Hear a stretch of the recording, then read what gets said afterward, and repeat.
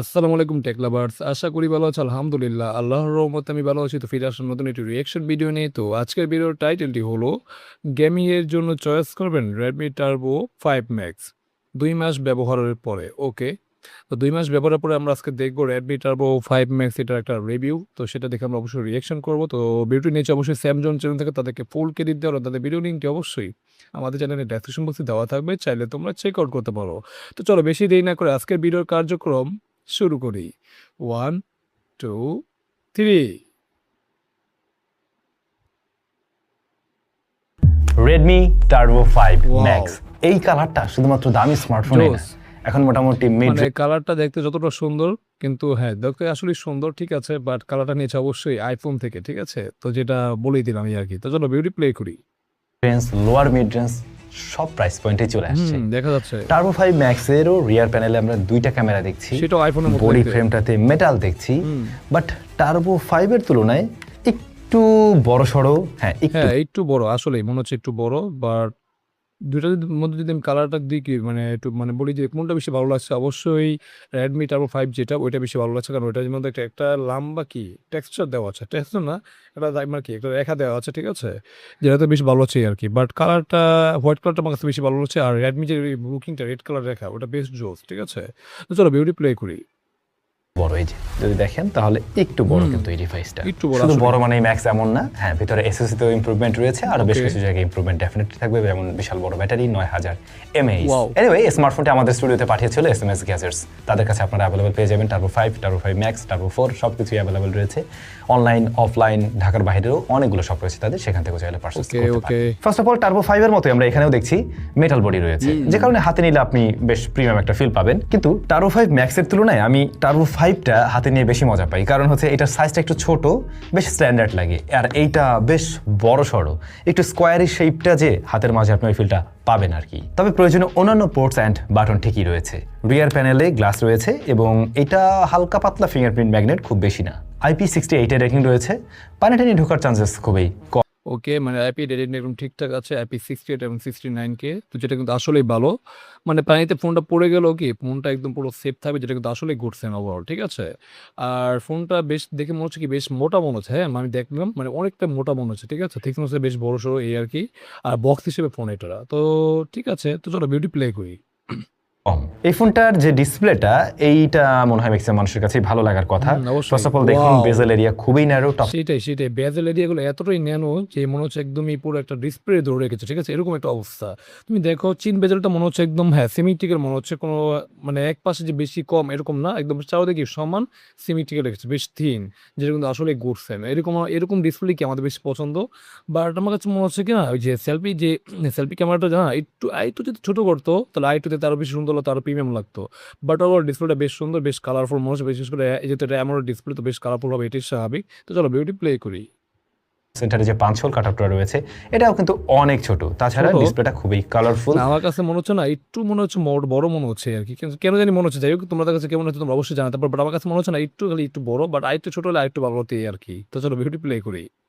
বেশ vivid, vibrant একটা colour দেয়। বেশ কালারফুল, হ্যাঁ। মাল্টিমিডিয়া কনজাম্পশন, গেমিং বলুন, সবকিছু দেখতে বেশ ভালো লাগে। ইমপ্রেসিভ। তাছাড়াও এই স্মার্টফোন দিয়ে তোলা জোস! ছবিগুলো এই ফোনের ডিসপ্লেতে আরো বেশি দুর্দান্ত হ্যাঁ, লাগে। সেটাই তো। ডিসপ্লের সাইজটা বেশ বড়ই বলা যায়, 6.83 ইঞ্চ, ওয়াও! যেখানে ইমপ্রেসিভ। Turbo 5 এর ডিসপ্লে সাইজ 6.59 ইঞ্চ। হ্যাঁ, 6.5 নিয়ে বলা যায় এটা স্ট্যান্ডার্ড। আর এটা 6.83 ইঞ্চি। বিশেষ করে আমার কাছে কি ডিসপ্লেটা যত বড় হয় না তত আমার কাছে বেশি ভালো। বিশেষ করে যখন আমরা ভিডিও কনজাম্পশন করি বা ভিডিও ওয়াচিং করি তখন দেখতে বেশ ভালো লাগে। এবং আমার মনে হচ্ছে একটা ডিসপ্লে ধরে রেখেছি, দেখতে একদম মজা লাগে। প্লাস যারা গেমার আছো তাদের কাছে কি বড় ডিসপ্লে গেমিং করে বেশ মজা, ঠিক আছে? যারা ছোট ডিসপ্লে থেকে বড় ডিসপ্লে গেমিং করে কোন লেভেলের মজা যারা গেম আছে তারা সেটা ভালো করে জানো। তো ওই হিসেবে আমার কাছে বড় ডিসপ্লেটা বেশি ভালো লাগে। তো চলো ভিডিও প্লে করি। সো এইটা ডিসপ্লেটা একটু বড় পাচ্ছেন এবং একটু ওয়াইডও আপনাদের কাছে লাগবে। আর এই ডিসপ্লেটা 120 হার্টজ পর্যন্ত হাই রিফ্রেশ দিতে পারে সর্বোচ্চ। তবে এটা 90 টু 120 হার্টজের মধ্যেই মোটামুটি ওঠানামা করে। যথেষ্ট ভালো PWM ডিমিং রয়েছে 3840 হার্টজ। অন্যদিকে HDR10 প্লাস এর সাপোর্ট পেয়ে যাবেন। ওয়াইড ভাইন L1 এর সাপোর্ট রয়েছে। ওকে। এন্ড 35 নিটস পর্যন্ত আমরা পিক ব্রাইটনেস দিতে দেখছি। আচ্ছা। তবে আউটডোর, ইনডোর, ডিরেক্ট সানলাইট কোনো জায়গায় চালাতে আমাদের সমস্যা হয়নি। ওকে। এই ফোনও আমাদের কাছে এসেছে কিন্তু 1 মাসেরও অধিক সময় ধরে। মানে আমরা আউটডোর, ইনডোর যদি ঠিকঠাকভাবে কি মানে ইউজ করতে পারি স্ট্রাগল ফ্রি, তাহলে তো আসলেই পারে। 35 ইঞ্চি পিক ব্রাইটনেস সেটা হয়তো নাম্বার গেমিংও করতে পারে। যাই হোক এটা কোনো ম্যাটার না। যদি আমরা আউটডোর যদি ঠিকঠাক মানে সূর্যের আলো যদি আমরা ঠিকঠাক ইউজ করতে পারি, এর থেকে আর কি লাগে বলো? তো এটাই তো আমরা চাই, তাই না? তো চলো ভিডিও প্লে করি।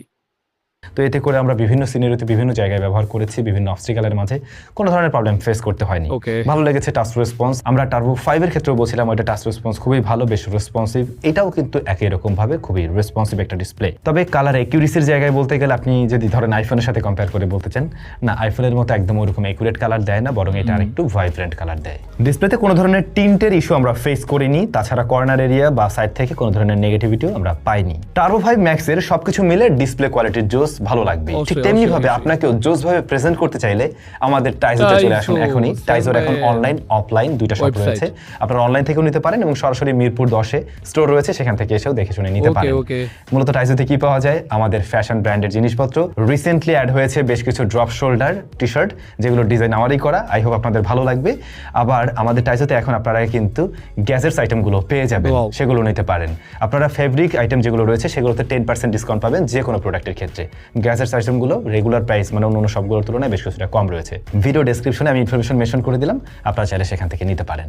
Alright, out of the box এই ফোনটা রান করে HyperOS 3 on top of Android 16। Chinese ভ্যারিয়েন্টের এই ডিভাইসগুলোতে নরমালি ওরা 3টা আপডেট দিয়ে থাকে, আশা করছি এই ফোনটাতে ওরা 3টা আপডেটই দিবে। ওকে, 3টা আপডেট ঠিক আছে, বাট আমার কাছে না 3টা আপডেট একটু কম মনে হয়। এখানে যদি মিনিমাম 4টা আপডেট পেতাম তাহলে বেশ ভালো হতো। মানে একটা ফোন তো আমরা বেসিক্যালি মানে অ্যাভারেজ হিসাব করে, আমার ক্ষেত্রে হিসাব করে তাহলে আমি একটা ফোন কি 3 থেকে 4 বছর অ্যাভারেজ মানে ইউজ করি, পরে যে 4 থেকে 5 বছর বলা যেত। তো ওই সময় যদি 4 বছর আমরা একটা আপডেট পাই অ্যান্ড্রয়েড, তাহলে সেটা কিন্তু বেশি ভালো হয়। তো 3টা দিয়েছে, এটাও খারাপ না, এটাও বেশ ভালো। তো চলো বিউটি প্লে করি। MediaTek Dimensity 9500 রয়েছে এখানে SoC হিসাবে। 3nm এর চিপসেটে দেয়, আর এটা কিন্তু 3nm এর একটা চিপসেট, খুবই পাওয়ারফুল SoC, ঠিক আছে? এটাতে গেমিং থেকে শুরু করে উড়োধরা সব খাত, ভিডিও এডিটিং সব করতে পারবে, আগেই বলে দিলাম। আর ইউএফএস আছে 4.1 এক্সট্রা, যেটা কিন্তু খুবই ভালো। তো চলো বিউটি প্লে করি। UFS 4.1 হলো গিয়ে স্টোরেজ টাইপ, LPDDR5X এর র্যাম এবং ফোনটা আপনারা পেয়ে যাবেন 512GB 256 অ্যান্ড 1TB ভ্যারিয়েন্ট। আর র্যাম ভ্যারিয়েন্টে পাওয়া যায় দুইটা, 12 এবং 16। আমি বলবো ভাই 12-র মধ্যেই থাকেন, 16-তে যাওয়ার খুব একটা প্রয়োজন নেই, সেক্ষেত্রে দামটা অনেক বেশি পড়ে যাবে।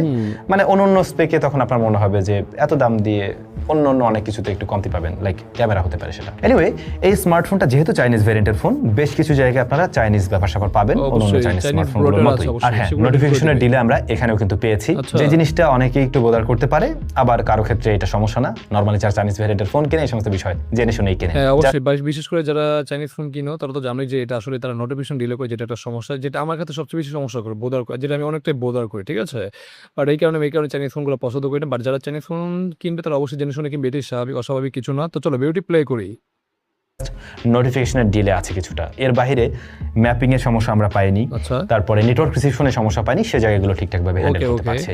অন্যদিকে এই স্মার্টফোনটার মাল্টিটাস্কিং রেজাল্ট খুবই ভালো, র্যাম ম্যানেজমেন্ট ভালো পাবেন, HyperOS ভালো করছে, HyperOS তেমন কোনো আমি ইস্যু পাইনি। আমরা দুইটা অ্যাপকে ক্র্যাশ করতে দেখছিলাম, এর মাঝে মেসেঞ্জার ক্র্যাশ করেছে একবার, আর একটা হচ্ছে গিয়ে আন্তত দিতে গিয়ে মানে আন্তত টেস্ট করতে গিয়ে দেখলাম ক্র্যাশ করছে। এর বাইরে কোনো অ্যাপে আমরা ক্র্যাশ করতে দেখিনি, বাকি অ্যাপগুলোতে ঠিকঠাক রেজাল্টই পেয়েছি। যেমন দেখুন, অ্যাপ ওপেন ক্লোজ টাইম কিন্তু খুবই ফাস্ট এই স্মার্টফোনটিতে। আপনি অ্যাট এ টাইম অনেকগুলো অ্যাপ নিয়ে কাজ করতে পারবেন, যেটা আমি বললাম একটু আগে, মাল্টিটাস্কিং এ ভালো আউটপুট দিচ্ছে। ফোনটা ওভারহিট হচ্ছে না, অতিরিক্ত হিট জেনারেট করছে না রেগুলার টাস্কে। তবে গেমিং কিংবা যে ধরনের অ্যাপ্লিকেশনগুলো হেভি ইন্টারনেট ব্যবহার করে, আবার ক্যাপকাটের ক্ষেত্রে হালকা ওয়ার্ম হতে আমি দেখেছি। গেমের ক্ষেত্রে আমরা এখানে গেনশন ইম্প্যাক্ট দিয়ে ট্রাই করি, জেনশন বলেন, এই গেমটা আমরা 60 FPS প্লে করি, 59++ FPS ধরে রাখতে পারছে, যেটা এর ছোট ভাইও কিন্তু ধরে রাখতে পারছিল। ওটাতে বোধহয় MediaTek Dimensity 8500 ছিল, সো এখানে 9500 পাচ্ছেন। এটা অবশ্যই একটা ফ্ল্যাগশিপ গ্রেডের SoC এবং পারফরম্যান্সটা আপনাদের কাছে মনে হবে আপনি একটা ফ্ল্যাগশিপ ফোন ব্যবহার করছেন। 29,78,770 কি আন্তর্জাতিক, ঠিক আছে? যেটা কিন্তু আসলে গুড। এটা অবশ্যই একটা ফ্ল্যাগশিপ চিপসেট, ঠিক আছে? এটা দিয়ে তুমি গেমিং থেকে শুরু করে সব ধরনের কাজ অনায়াসে করতে পারবে, কোনো সমস্যা নেই। আর যারা রেগুলার কাজ করতে তাদের অনায়াসে ইজিলি করতে পারবে, কোনো সমস্যা নেই। ভিডিও এডিটিং ক্ষেত্রে এক কথায় অসাধারণ ভাই। তো চলো বিউটি প্লে করি। তো ফ্ল্যাগশিপ কিলার টাইপের একটা রেজাল্ট আউটপুট দিতে দেখবেন এই ফোন। হ্যাঁ, 30-40 মিনিট গেম প্লের ক্ষেত্রে 41-42 ডিগ্রি পর্যন্ত আমি হিট জেনারেট করতে দেখছি, যেটা হাতে একটু বেশি ফিল মনে হতে পারে, মানে ফিলস লাইক এটা 50 ডিগ্রির কাছাকাছি। বাট ওই পর্যন্ত থাকে আমাদের টেস্টিংয়ে আমরা দেখলাম এই পোর্শনটা একটু বেশি গরম হয়, সরি এই যে এই পাশটা এই বরাবর SoC মেবি ওইখানে, কিন্তু দ্রুত আবার কুল করতে পারে আর পারফরমেন্স ড্রপ করতে দেখিনি এতে আমরা। পাশাপাশি আমরা PUBGও রান করি, যেটা 120 FPS একদমই স্টেবল একটা রেজাল্ট দেয়। মোটামুটি আপনি অ্যাভারেজের ক্ষেত্রে এটাতেও বলতে পারেন ওই 19 পয়েন্ট সামথিং এরকম, সো ভালো জায়গায় আছে। এর পাশাপাশি আমরা COD রান করছি। স্মার্টফোনটা যখন প্রথম আসছিল তখন দেখছিলাম খুব একটা অপটিমাইজড রেজাল্ট দিচ্ছে না ওই গেমের সাথে, বাট এখন এটা খুবই অপটিমাইজড একটা রেজাল্ট দিচ্ছে, একদম স্মুথ রেজাল্ট দিচ্ছে। এরপরে ফুটবল আমরা রান করছিলাম, হ্যাঁ সেটাও স্মার্টফোনে খুবই ভালো রেজাল্ট দিচ্ছে। অতিরিক্ত হিট জেনারেট না করেই বরং এই গেমটা আরো স্মুথলি প্লে করতে পারছে। গেমিং এর জন্য এই ফোন নিতে চাইলে এই ফোনের দাম এখন 44,499 টাকা। Okay. সেই জায়গা থেকে ইজিলি রিকমেন্ড করা যায় আপনাদের। এখন বলতে পারেন ভাই আমি এই প্রাইস পয়েন্টে তো স্ন্যাপড্রাগনের এসওসি পাই। হ্যাঁ, মোটামুটি ভালো ভালো স্ন্যাপড্রাগনের এসওসি যুক্ত ডিভাইস পাবেন, আর একটু বাড়ালে আপনি 8 Gen 5ও পেয়ে যাবেন, এটা ঠিক আছে, হয়তো 5-10 হাজার টাকা বাড়ালে। সত্যি বলতে এই স্মার্টফোনের পারফরমেন্স আপনার কাছে মোটেই কম মনে হবে না, এবং মিডিয়াটেক ডাইমেনসিটি 9500 এটা কিন্তু যথেষ্ট স্টেবল অ্যান্ড হাই পারফরমেন্সের একটা প্রসেসর। আই থিঙ্ক এর পারফরমেন্স নিয়ে অসন্তুষ্ট হওয়ার কোনো কারণ নেই। এটুকু বলতে পারি যে হ্যাঁ, দাম কিছুটা কমে 40-এর আশেপাশে চলে আসলে দেন গুড ডিল, হ্যাঁ সেটা আমরা বলতে পারি, বাট পারফরমেন্স খারাপ এটা বলা যাবে না। স্মার্টফোনটির খারাপের জায়গা কোথায় তাহলে? ক্যামেরা। আচ্ছা। আপনি 44-45 হাজার টাকায় এই ক্যামেরা সেটআপ ডেফিনেটলি আশা করেন না। 50 মেগাপিক্সেলের মেইন, 8 মেগাপিক্সেল আলট্রা ওয়াইড, 20 মেগাপিক্সেলের ফ্রন্ট ফেসিং, যেটা একটা আসলেই সমস্যা। হ্যাঁ, কারণ আমরা এই প্রাইসের মধ্যে কি আমরা অবশ্যই টেলিফোটো আশা করি, আলট্রা ওয়াইডটা আশা করি, ঠিক আছে, বাট আলট্রা ওয়াইড পাচ্ছি তাও একদম ছোট ছোট লেন্স বা 8 মেগাপিক্সেল হিসেবে অনেকটাই কম, যেটা আসলে সমস্যা। হ্যাঁ, এটা অবশ্যই গেমিং ফোন বলা যেতে পারে, গেমিং ফোন হিসেবে কি এটা তারা তৈরি করেছে, বাট তারপর ক্যামেরা যখন আমরা একটা 40,000 প্লাসে কি উপরে একটা ফোন কিনবো, তখন তো আমরা অবশ্যই টেলিফোটো আলট্রা ওয়াইড তো আমরা চাই, তাই না? বাট সেটাই নেই, যেটা আসলে সমস্যা। তো চলো বিউটি প্লে করি। জিনিসটা আমি এখানেও পেয়েছি। আসলে এই ফোনটা টোটালি পারফরমেন্সিক ডিভাইস, ক্যামেরাতে কমতি আছে, ক্যামেরার আউটপুটেও আপনি আহামরি সন্তুষ্ট হতে পারবেন না। আপনি প্রপার লাইটিং কন্ডিশনে, হ্যাঁ মেইন ক্যামেরার শার্পনেস ডিটেল ভালো দেয়, রেডমির যে রেগুলার টোন ওইটা আছে, মোটামুটি একেবারে ওভার স্যাচুরেটেডও না, আবার একেবারে ন্যাচারাল না, অনেকটা ন্যাচারালের কাছাকাছি একটা কালার টোন দেয় আর কি। শ্যাডোর দিকে ডিটেল কম, কর্নার এরিয়াতে ডিটেলের পরিমাণ কিছুটা কম আছে, ইনডোরে বা লো লাইট সিনারিওতে একটু শ্যাডোতে কন্ট্রাস্টে হতে দেখবেন। নাইট মোড অন করলে তুলনামূলকভাবে ব্রাইট ছবি আসে, বাট সফটনেস লক্ষ্য করা যায় এখানে আর কি। এই জুম করতে চাইলে মেইন ক্যামেরার ছবিকে জুম করে প্রায় 2x এর কাছাকাছি নিয়েও ব্যবহার করা যাবে। যেহেতু এখানে টেলিফটো নেই, আপনারা পোর্ট্রেট 1x অ্যান্ড 2x ব্যবহার করতে পারছেন, তো সেক্ষেত্রে 2x এর ছবিটাই মনে হয় ম্যাক্সিমাম মানুষের কাছে ভালো লাগার কথা। এজ ডিটেকশন ভালো আছে, এজ ডিটেকশন মানে আমরা এখানে পোর্ট্রেটের ক্ষেত্রে 2x এর ছবিটা আসলেই ভালো। হ্যাঁ, আর ব্লারনেসটা ঠিকই আছে, আর্টিফিশিয়াল মনে হচ্ছে না, বাট 2x এর ছবিটা কি বেশ ক্লিয়ার মনে হচ্ছে, ঠিক আছে, বেশ শার্পনেস, বেশ ক্রিস্টাল ক্লিয়ার এরকম মনে হচ্ছে। তো অবশ্যই 2x এরটা বেশি ভালো আছে। তো তোমাদের কাছে কোনটা বেশি ভালো আছে তোমরা অবশ্যই জানাতে পারো। তো চলো বিউটি প্লে করি। যথেষ্ট ভালো, ব্যাকগ্রাউন্ড ব্লারনেসও ন্যাচারালি লাগছে, তবে ওই যে ব্রাইট করে দেওয়ার একটা প্রবণতা আছে আর কি, চাইনিজ ভ্যারিয়েন্টের ফোন বলে কথা। আর আলট্রাওয়াইডটা আমার কাছে মনে হলো সেম সেন্সর এখানেও আছে, বাট যেটা হয় এটার প্রসেসিং বেটার হওয়াতে তুলনামূলকভাবে আউটপুটটা একটু বেটার দিচ্ছে, ছবিগুলো আরো বেশি ক্রিস্প আর একটু ডিটেইলড মনে হয় আর কি। ফ্রন্ট ফেসিং ক্যামেরা আবার বেশ সুন্দর ছবি দেয়, সুন্দর মিন্স স্কিন গ্লো করবে, ব্রাইট করবে, দেখতে সুন্দর লাগবে। অবশ্যই তবে যে ফেসটাকে একটু স্মুথ করে দিচ্ছে, যেটা কিন্তু দেখি বোঝা যাচ্ছে, ঠিক আছে, বাট ওভারঅল সেলফি ক্যামেরা ছবি যারা এরকম পছন্দ করে তাদের কাছে আই থিঙ্ক ভালোই লাগবে, খারাপ না, কারণ এইসব ছবি কি রেডি টু আপলোড ইমেজ বলা যেতে পারে। তো এইসব ছবি কোয়ালিটি মোটামুটি বেশ ভালোই আর কি। তো চলো বিউটি প্লে করি। যারা একেবারে ন্যাচারাল টোন পছন্দ করেন তাদের কাছে আবার ভালো নাও লাগতে পারে, এই একটু রেডি টাইপের ছবি দেয় মোট কথা। এখন দুঃখজনক হলেও সত্যি এটাই মাইনে নিতে হচ্ছে যে ফ্রন্ট ফেসিং ক্যামেরা সর্বোচ্চ 1080p 60fps এ ভিডিও রেকর্ড করতে। এটা আসলে একটু দুঃখজনক আসলে, মানে একটা 40,000 প্লাসের উপর ফোন, সেটা আমরা 1080p 60fps কি সেলফি ক্যামেরাতে ভিডিও করবো, যেটা কিন্তু আসলে সমস্যা। এখানে 4K 30fps দিল, আমি বলতাম যে না ঠিকঠাক ছিল, মানে মোটামুটি ক্যামেরাটা একটু ভালো দেওয়ার চেষ্টা করছে, বাট তারা একদম রেজুলেশনটা এরকম ভাবে কমিয়ে দিয়েছে যে এখন দেখে মনে হচ্ছে রেজুলেশন ঘাটতি প্লাস কি, মানে এটা আসলে মানানসই না। তো চলো বিউটি প্লে করি। রাইট নাও এটাতেই রেকর্ড হচ্ছে, রাইট নাও যে সাউন্ড পাচ্ছেন সেটাও এই স্মার্টফোনের মাইক্রোফোন থেকেই পাচ্ছেন। এখন যেটা হয় এটার কালার টোনে কিছুটা ইস্যু আছে আর রেজুলেশনের ঘাটতি আছে, অবশ্যই সেটা আমরা ওই বললাম, বাট এই ফোনটারও মাইক্রোফোন কোয়ালিটি ভালো। ব্যাক সাইডের ক্ষেত্রে আপনারা 4K 60fps রেকর্ড করতে পারবেন, ওই ভিডিও কোয়ালিটি ভালো, সেখানে শার্পনেস ডিটেল ভালো আছে, অবশ্যই এক্সপোজার কন্ট্রোলিং এ একটু টাইম নেয়, এর বাইরে কোনো সমস্যা আমি পাই নাই। কিন্তু ফ্রন্ট ফেসিং ক্যামেরায় এই স্মার্টফোনটা অ্যাটলিস্ট আমরা আশা করছিলাম 4K 60fps থাকবে, যেটা আসলে একটা বিশাল কমতির কারণে আমি বলবো এটা থাকা উচিত ছিল। ওভারঅল ক্যামেরা নিয়ে আপনারা ওই লেভেলে সন্তুষ্ট হতে পারবেন না 45,000 টাকায়, এটা আগেই বলে দিচ্ছি। আপনার মনে হবে হ্যাঁ এই ক্যামেরা সেটআপ আমি আশা করি 38 থেকে 40,000 টাকার মধ্যে, তারপরে তো টেলিফটো নাই, টেলিফটো আরো কম দামেও পাওয়া যায়। এই ফোনটা তাদেরই চয়েস করা উচিত যারা কিনা পারফরমেন্স সেন্ট্রিক একটা ডিভাইস খুঁজে থাকেন। স্টেরিও স্পিকার আছে, সাউন্ড কোয়ালিটি এক কথায় বলতে গেলে ভালো।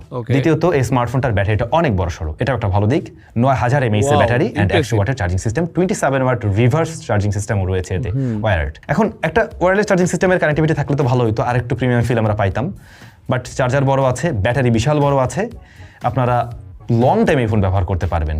যারা কিনা মোটামুটি মানে একদম রেগুলার ইউজার, খুব বেসিক ইউজার, প্রায় 2 দিনের মতো ব্যবহার করে ফেলবেন। এখন একটা 5000 mAh এর ব্যাটারিযুক্ত ডিভাইসের সাথে যদি কম্পেয়ার করেন প্রায় ডাবল, ওই লেভেলে তো পাবেন না।